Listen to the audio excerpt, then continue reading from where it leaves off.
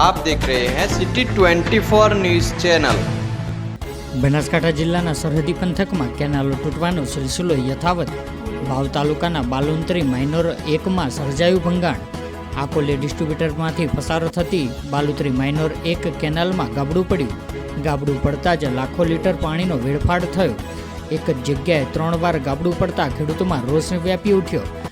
નર્મદા તંત્રની બેદરકારીઓથી પડી રહ્યા છે કેનાલોમાં ગાબડા।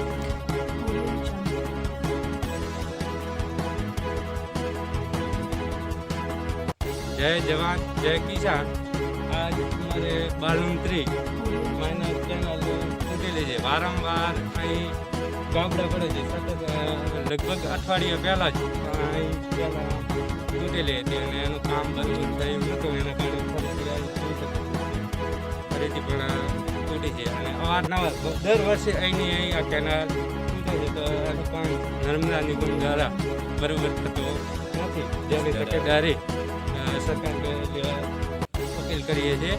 કારણ કે અત્યારે મબલક ખેતીની અંદર ખેડૂતોએ બધાએ જીરાનો પાક કરેલો છે અને પૂરતું પાણીની જરૂર છે, જેના કારણે પૂરતું પાણી ખેડૂતોને મળતું નથી। અવારનવાર અહીં ગાબડા પડે। અત્યારે ખેતીની અંદર ટ્રેક્ટરથી કેટલાય રોકાણ કરેલું છે, એટલે કે પૈસાનું કેટલું વેડફેલા છે, પણ આ પાણી પૂરતું ન મળે તો એમને ક્યાંથી એમનો રોજીરોટી મેળવવી, જેના કારણે આ કેનાલનું જેમ બને એમ ઝડપી કામ થાય એવી મારી અપીલ।